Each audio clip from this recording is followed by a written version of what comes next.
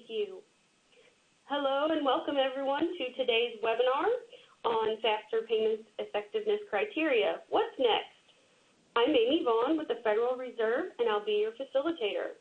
Our presenter today is Kylie Stewart from Retail Payments area of the Federal Reserve System.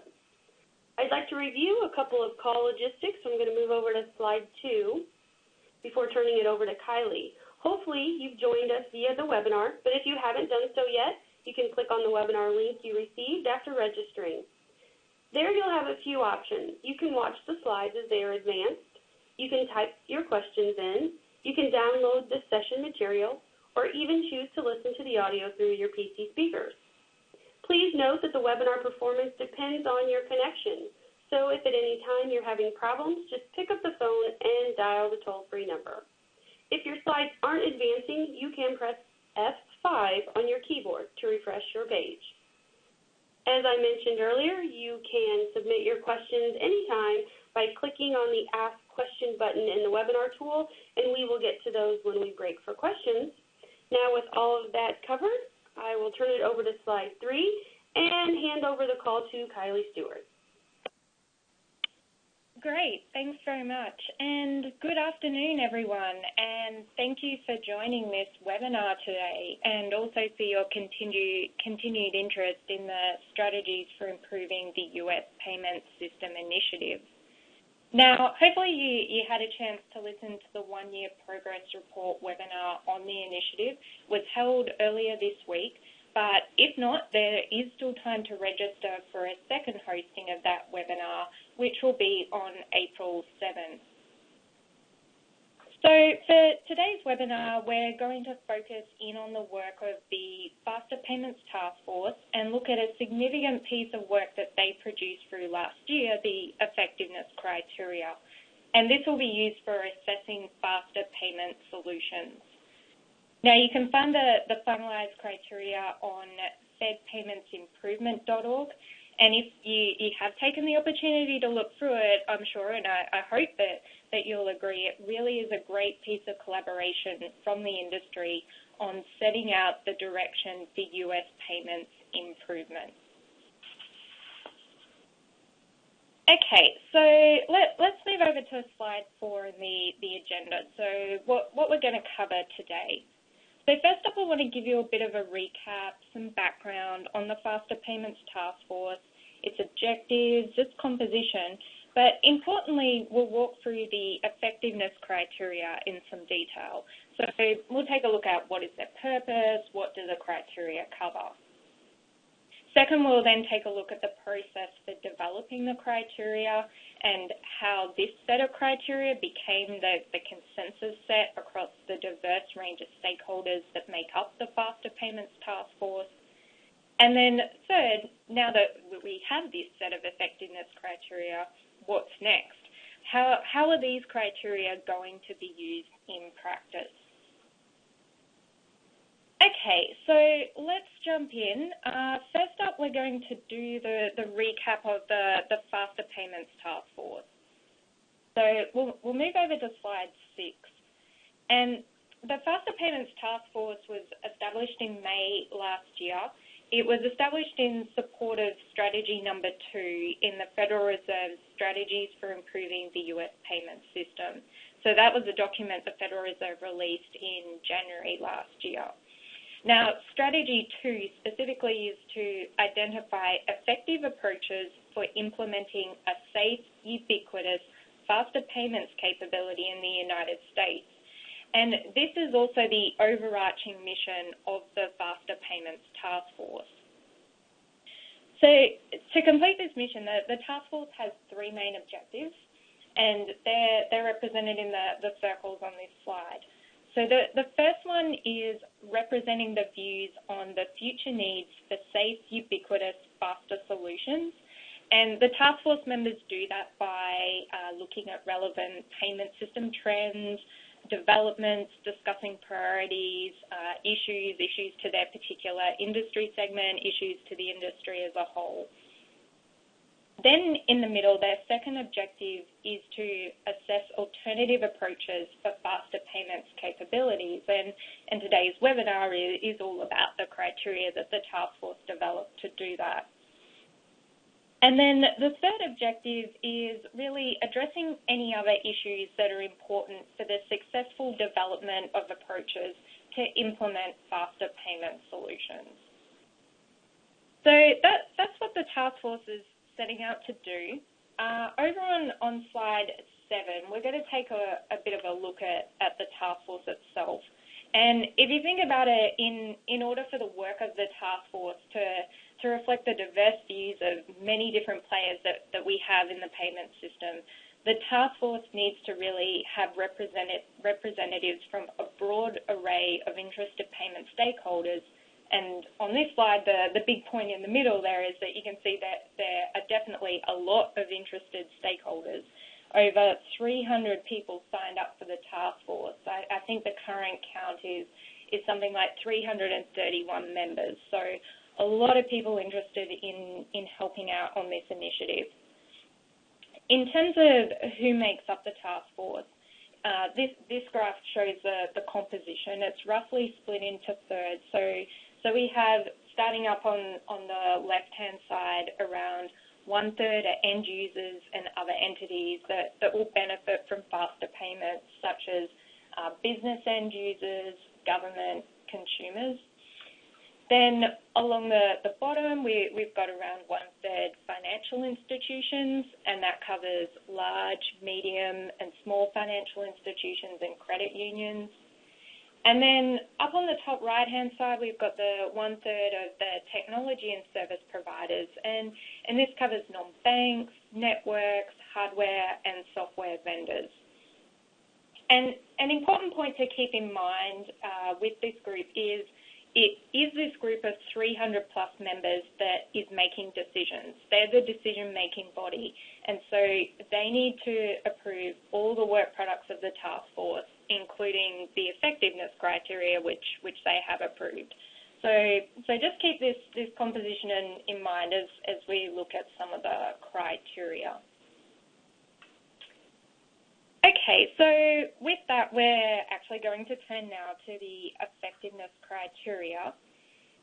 And over on slide 9, I just want to set out really what the high-level sense of the criteria is. So you can think about it as bringing together a diverse range of views of payment industry stakeholders to collectively set out what they think are the desirable attributes for future payment systems in the US.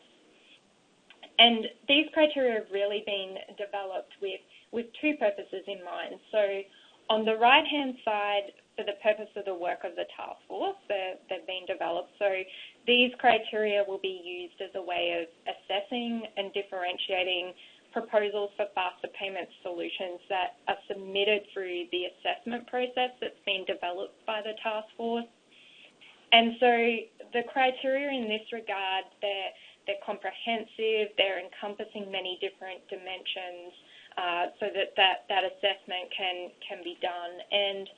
And you'll see when you take a look through the criteria, some of the dimensions are already ones that are addressed by legacy payment systems, but there's a lot of other dimensions in there which are really trying to address the gaps in the legacy systems. And then the second purpose, which is on the left-hand side, is thinking more broadly beyond the task force work. So the effectiveness criteria have been developed as a guide to the industry in general on what payment stakeholders collectively desire from future payment systems. And this is what they view as being important for the US payment system to improve. So they are an important set for the industry to look at. There's people out there obviously developing and working on solutions that's outside of the task force work.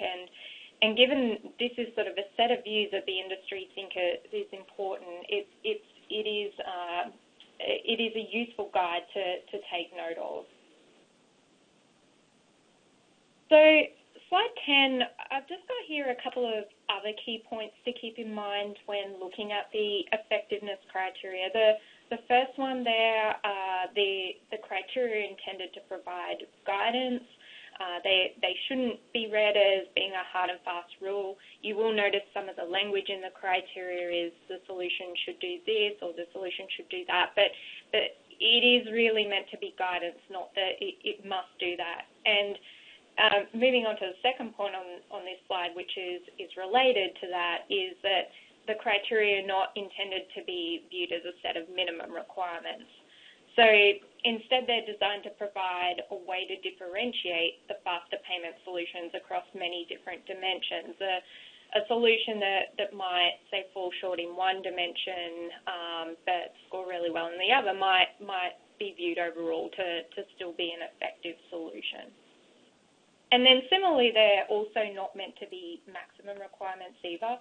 So it is expected that there will be faster payment solutions that come forward that will contain design features that exceed those that are described by the criteria. The third point to note is when you're looking through the criteria, they should also be viewed holistically and keeping in mind that between the criteria categories, the criteria themselves, there's a lot of interrelationships and also trade-offs between different criteria. So an example that is a common one that you'll hear cited is a solution might be very convenient to use. You can just enter straight into the solution itself, but it might not have a high degree of security. So there's a trade-off there between the usability and security perhaps, but it's really up to whoever is assessing the solution overall to really balance out these trade-offs and think of the overall effectiveness of the solution.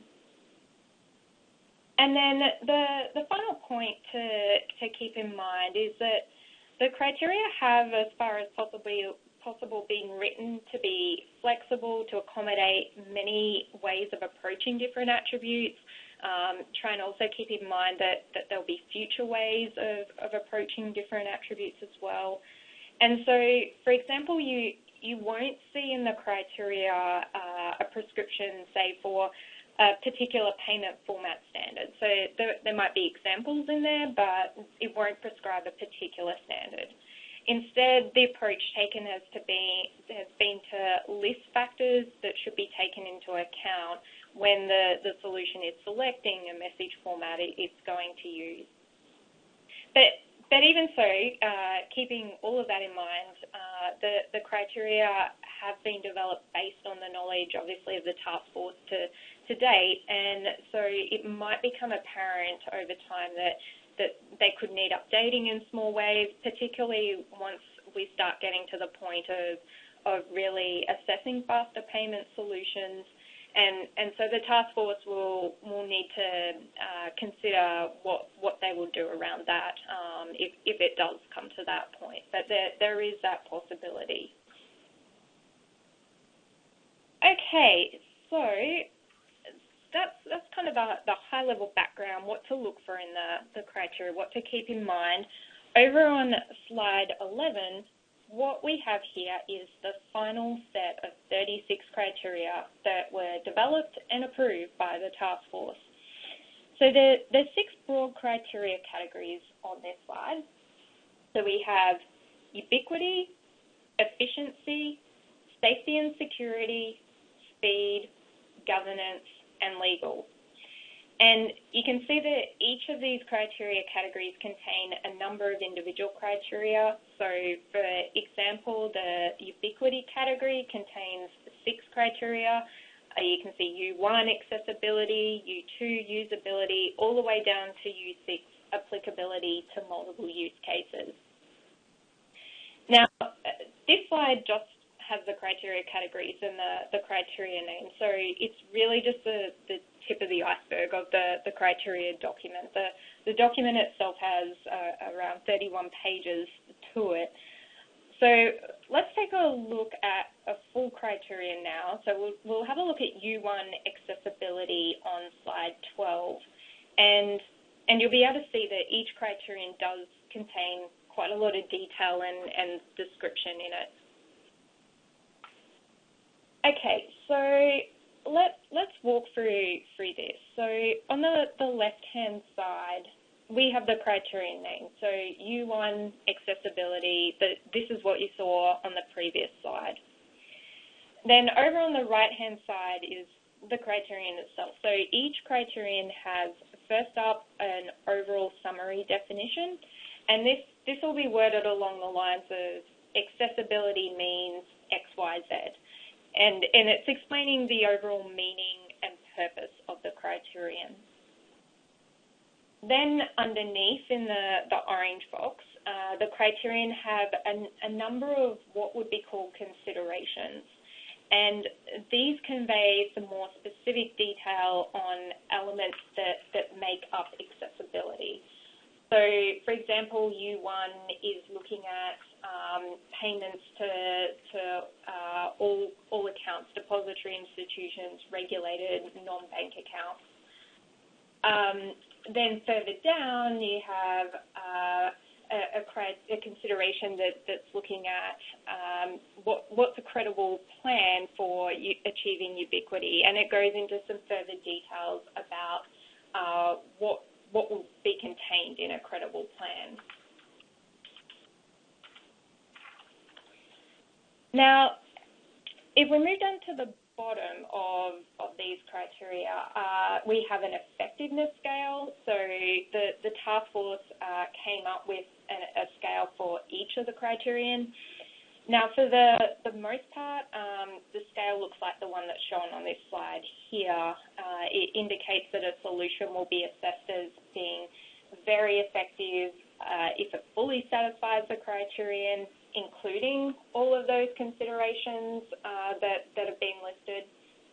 It's effective if it mostly satisfies the criterion and satisfies most of the considerations that are listed.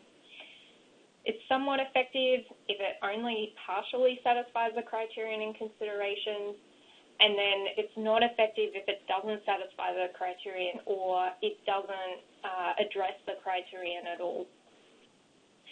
So that's the structure that most of the effectiveness scales take.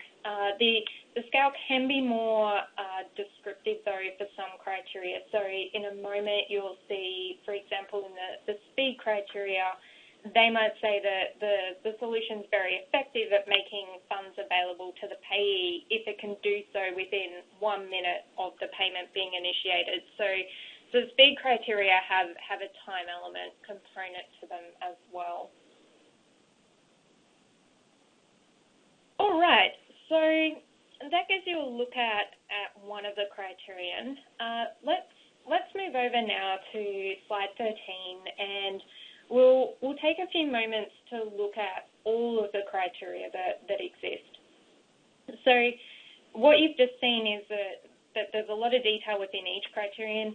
I can't put this on the slides that come next for every criteria, but what I've done is I've stopped at the summary definition, and a few of the criteria also have the effectiveness scale on them as well. So when we get to the speed criteria, you'll see those. Okay, so we start here, slide 13, with the ubiquity category.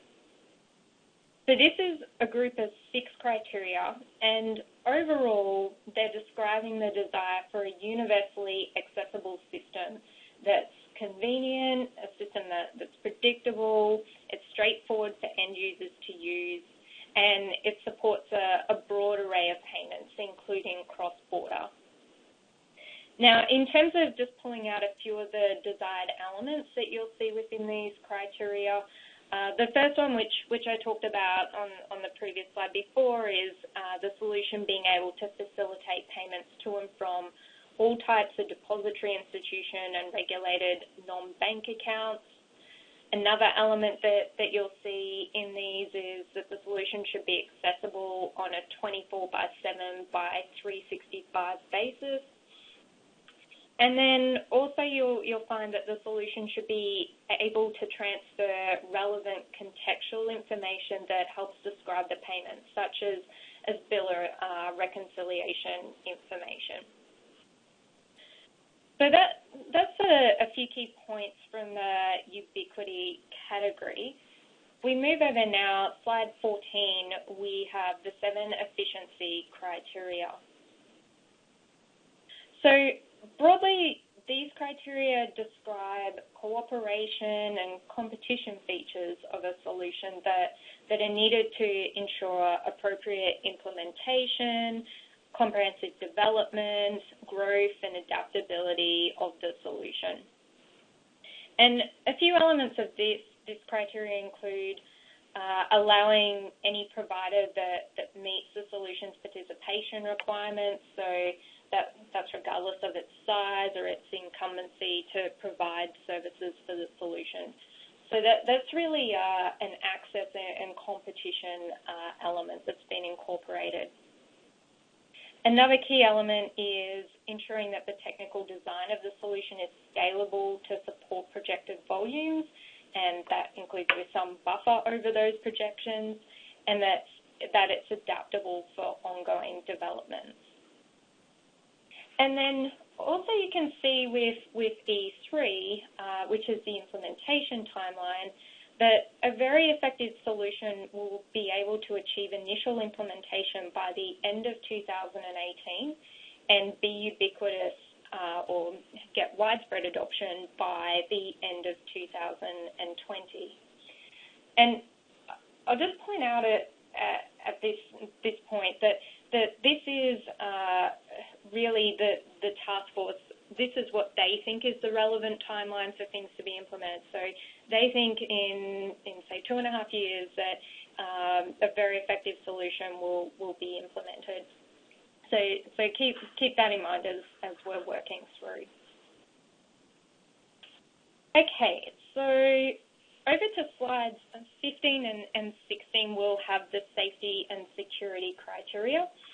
And this is the largest category. It's got 11 criteria in it. And slide 15 here are the criteria really around ensuring safety, management of risk to the payment through the end-to-end payment process. So start off, the first criterion here, S1, is an overarching criterion. It's one that states that faster payment solutions should have a risk management framework to address legal, credit, liquidity, operational, and other risks. So when it means address, it means identify, measure, monitor, and minimize. So this is the overarching upfront. What can we do to help guard against those risks? Then the other 4 criteria on the slide are looking at safety around the payment process itself. So the first one, S2, is about the payer needing to give authorization with each payment. Then the payer's account provider, so that's their depository institution or their regulated non-bank account provider, also needs to approve each payment to assure there are good funds in the payer's account. Another element is that the solution needs to define the point when the payment becomes irrevocable, and that point can't be any later than when the payee receives the funds in their account for use. So in other words, once you say you're receiving funds, you've got them, you can use them, those funds from that payment can't be taken off you. And that's a really important feature for a real-time payment system. But in S5, the solution should also have a process for handling disputed payments. And so S5 goes into some ways to do that and how that interacts with S3 on payment finality. Now, over on slide 16, what we're getting into is the criterion that ensure that the solution includes strong security, that it enables public confidence to remain high, that it has sufficient protections and incident response to keep pace with what we know is a rapidly evolving threat environment. So some key elements of this set of criteria are that the solution should have robust technical, access, operational, and procedural components and controls, at each stage of the payment process, so there's no weak links in there, and that it should have strong managerial policies and oversight. The solution should also be able to ensure high levels of reliability and availability, and there should also be mechanisms in place to identify and verify both end users and also providers to the solution. And that's both when they're initially enrolling into the solution itself, but also when they go to transact in the solution. So really at all times, you should be knowing who is using the solution. Okay, so let's go over to slide 17 now. So this is kind of the exciting part of the faster payments criteria, because we're at the speed criteria, and this sets out the industry's views on what do we mean by fast in the US payment system. So for a solution to be very effective across speed criteria, the task force has said it should be able to firstly approve the payment within 2 seconds of the payment being initiated. So if you think a very simple example is when you're waiting at the checkout to see if your payment's been approved or declined, that process should take 2 seconds. The second is clearing. So this is sending the payment instructions from my account provider to your account provider, and that should happen within 2 seconds. The solution should also then be able to make funds available to the receiver for use in their account within 1 minute. So if I'm going to send you funds, once I press send, they should appear in your account within 1 minute. The settlement of the payment, so the behind-the-scenes fund transfer that happens between my account provider and your account provider, should happen in less than 30 minutes. And then F5, which is the visibility criteria. So what this means is you should be able to see the status of your payment at several points in the payment chain, and that should take place within 5 seconds. So for example, I said before, if it takes 1 minute for the funds I send you to show up in your account, then you could be made aware of that in some way. So you might get a notification, or it might be a response to a query or something. That would happen within 5 seconds of those funds having showed up in your account. Right, so on slide 18, we're at the final 2 criteria categories. These are very important criteria. The top one is the legal criteria category, and what these criteria are doing is ensuring that the solution has clarities around its rules and protections that are consistent with the law. Now, some elements that these criteria cover is making sure the legal framework has consumer protections, that there's data privacy, and that there's approaches to address risks related to intellectual property. And for solutions that are going through the proposal process that the task force has developed, they need to be able to describe features of either existing or proposed payment system rules that they think it will govern the rights and obligations of the parties in the solution. Now, the bottom of this slide, we have the 2 governance criteria.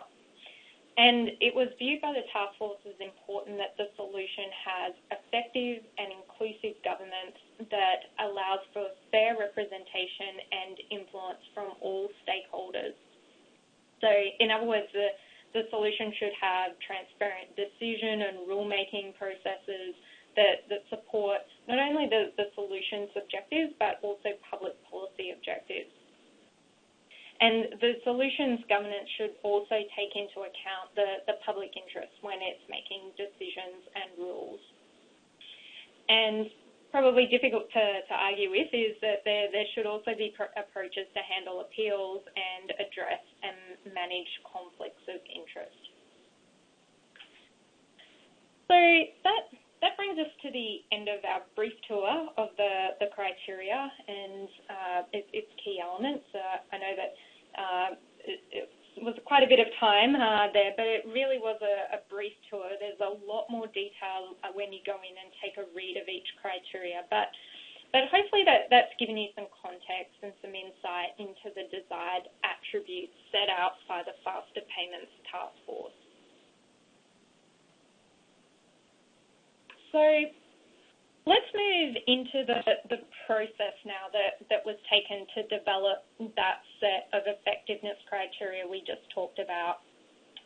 And I think understanding the process to arrive at this set is really quite important. That this process has been unprecedented in the US payment system. So it's quite interesting to see how it all came together.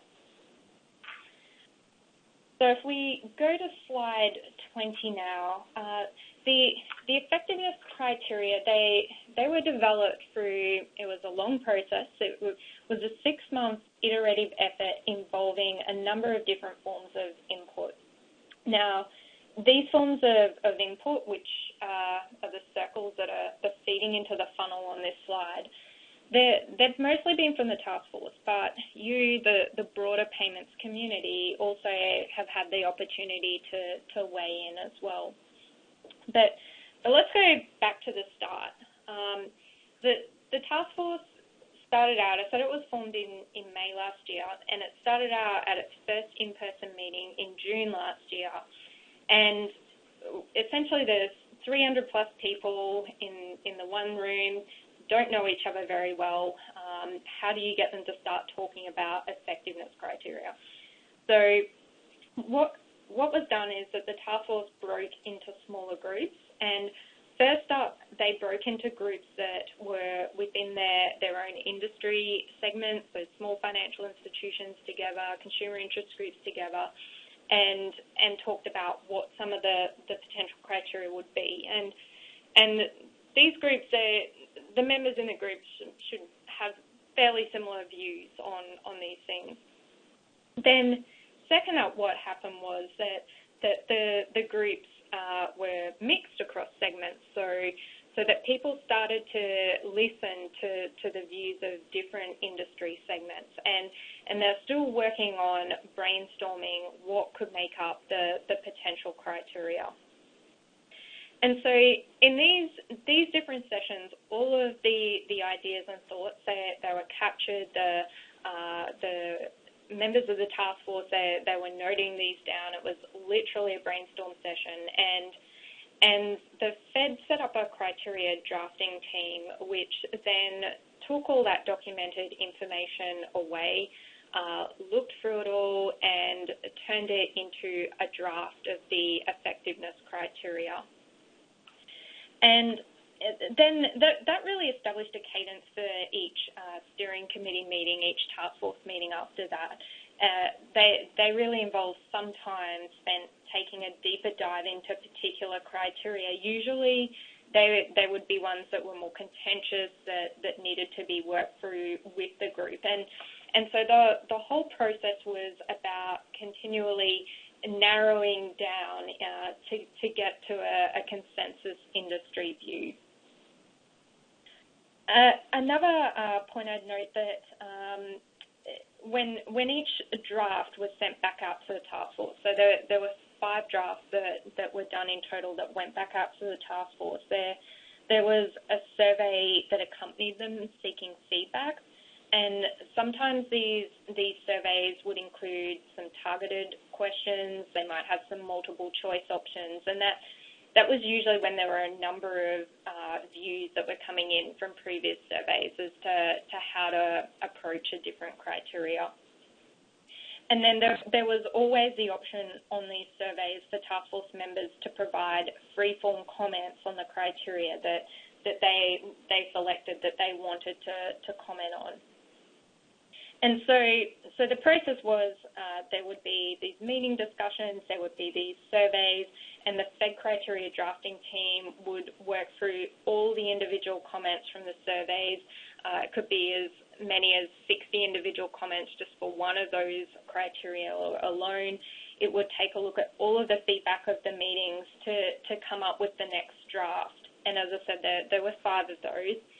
And when each draft was released, it back to the task force, there'd be a clean version of it, but there would also be a redlined version so the task force could see each change that was made, and also there were annotations which talked about the comments received. So they would have in there that 6 commenters said this about the criteria. To address these comments, this was done. And so the process was basically, okay, this was the balance of views, and this is how it's treated. Please come back with comments if it wasn't understood. So that was the way that the task force drafted the criteria. Then, as well as the steering committee and the task force input, there were also 2 expert work groups that were stood up. So there was legal work group. They took away the whole legal criteria and debated those over a number of calls and came up with a set of legal criteria for the task force to look at. And then there was also a security criteria work group which looked at some of the security criteria, and that work group was made up of volunteers from the Secure Payments Task Force. And then, in terms of your input at Draft 3, you might recall we asked you, the broader payments community, to provide some insight. So at the time, we offered some educational webinars to get you up to speed with the criteria and where it was at. And then we also asked you to weigh in on some of the tougher issues that were being debated by the task force through a feedback survey. And so the way your input was taken is that it was presented back to the task force. This is the views that we're hearing back from the community on these questions.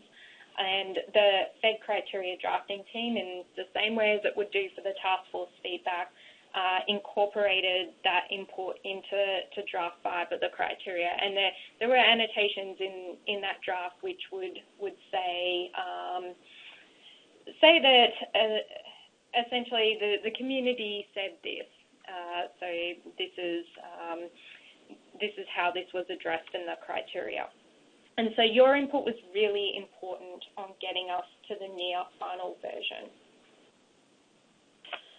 Okay, so if we move over to slide 21 now, we have here, it just shows you the linear timeline of the criteria development process. So it's from when the initial discussion took place at the first in-person meeting in June last year, so that's on the left-hand side, shows you all the points when the drafts were published right up to the approval of the effectiveness criteria earlier this year.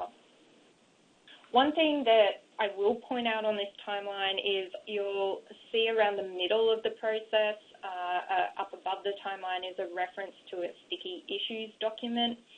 Now, this was a document that was developed for the task force based on their feedback at that time, and it outlined all the key contentious issues and alternative approaches to address them that would help move the task force towards reaching a consensus outcome. And the discussion that came out of that document was really instrumental in getting to draft 4. So it was almost a turning point in some sense that instead of people in the room saying, okay, this is my view, and someone else going, no, this is my view, it was really the point where people started understanding each other's views and starting to come to consensus and agreement to go, oh, okay, these are the criteria that we're trying to develop that will balance the views of the industry and move the US payment system forward. So over on slide 22, what we have is the final criteria vote result. And overall, there was 77% of the task force that participated in the vote, so a great participation rate. And the other key point that's on this slide here is, despite the process involving, as I keep mentioning, these 300 plus divergent views to come to consensus, the vote resulted in a remarkable 97% consent rate, and there was majority consensus from 7 of the 8 industry groups. And so under a decision-making framework, which was another work product the task force designed last year, that vote result allowed the criteria to be approved by the task force, and it completed the whole process for establishing the 36 task force criteria for assessing the faster payment solutions.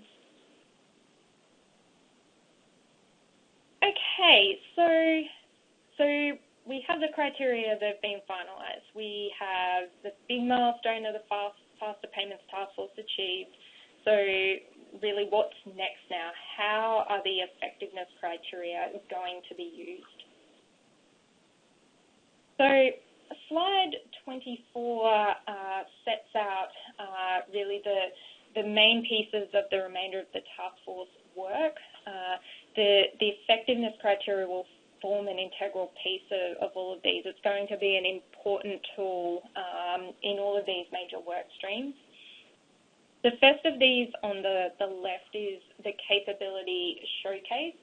Capability showcase is open. It opened up in January, and you may have seen the campaign around it, calling all payment innovators to submit capabilities that would support faster payments, and they'd do that through a short video that would be on the public YouTube site or could be on the private task force only site. And capabilities are really, you might have someone that's got a capability to improve, say, just the clearing process of the payment, or someone else might have an idea for speeding up the availability of funds. And so this capability showcase is really the opportunity to let the rest of the industry know about these ideas, and then people could see different ideas, comment on them. Perhaps they might choose to collaborate on a full end-to-end faster payment solution. It's really showing all those ideas out there. In terms of where the effectiveness criteria come into it, the capabilities were asked to indicate which effectiveness criteria that they supported, and a number of submissions that came in would support a wide range of those criteria, not necessarily all, but there was a good number for most of the submissions that we've got in at the moment.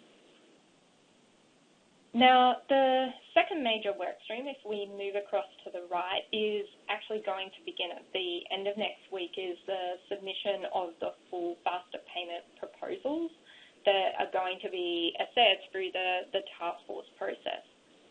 So these are formal written proposals. They're for full end-to-end faster payment solutions. And so the difference from the capability is that these full proposals, once they're implemented, will be able to enable the whole payments process from initiation through authentication, authorization, approval, clearing, receipt, settlement, and reconciliation. So all those steps of the payments process are there in some form. A proposal template was designed by the task force for proposal submissions, and that template actually asks the proposers themselves to do a self-assessment against the effectiveness criteria. And they have to give a detailed justification for why they've given themselves that rating and how they meet the effectiveness criteria.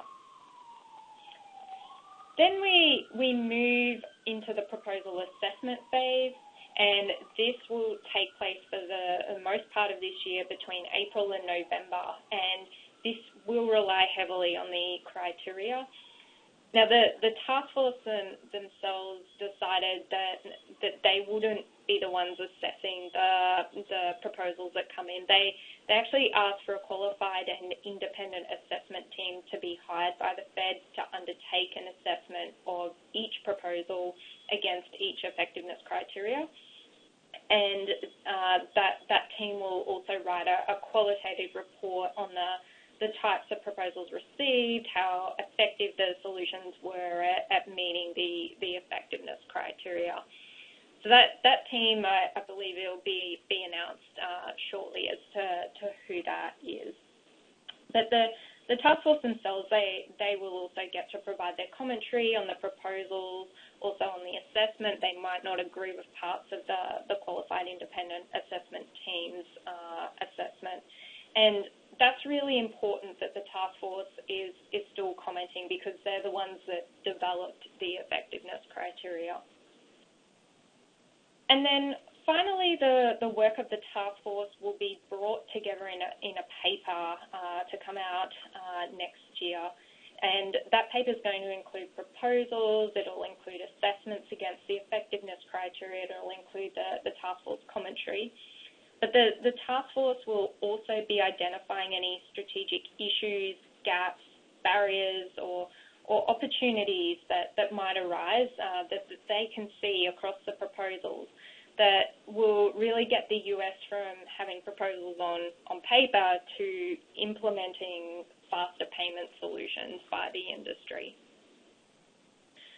So a lot ahead for the task force, a lot of use ahead for the criteria. As I mentioned at the start of the session as well, the criteria have also been designed with a second purpose in mind, to be a guide to the industry beyond this task force effort. And so when you think about all of what the criteria are involved in, they really are a foundational piece of work that have been designed by the industry to really move the US towards payments improvement. So that covers off all the material I wanted to share with you today. So it's really over to you now. I'm happy to answer any questions that you have on the criteria. I might ask Amy, are there any questions that have been submitted so far? Thank you, Kylie. That was a great presentation. And like she said, it's over to you now. If you have any questions, remember that you can type those into the webinar tool by clicking the Ask Questions button, and we will get those right over to her. The first question that we have is, if payment stakeholders are reluctant to move forward with these initiatives, what's next? Does the Fed have an updated timeline on when we'll likely see faster payment adoption nationally, or do we more likely to see real-time, near real-time payments adopted in certain situations and sectors? Okay, yeah, that's a really great question. What I can say is that there has been a lot of interest by potential proposers at the moment. Obviously, proposers coming through the process will be submitting from next week.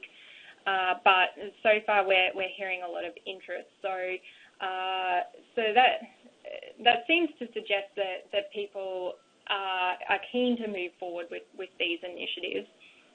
In terms of thinking more broadly, kind of beyond the task force work and the industry itself, in the final paper, as I mentioned, the task force is going to be looking at challenges, so issues, gaps, barriers, and also even opportunities, as I said, to get us to implementation. So the task force might come up with, some ways that the industry can really push forward through some of those issues. And what it's hoped is that the private sector is really going to use that information that's in the paper, the information that's in the criteria to inform the actions that they then take in the marketplace.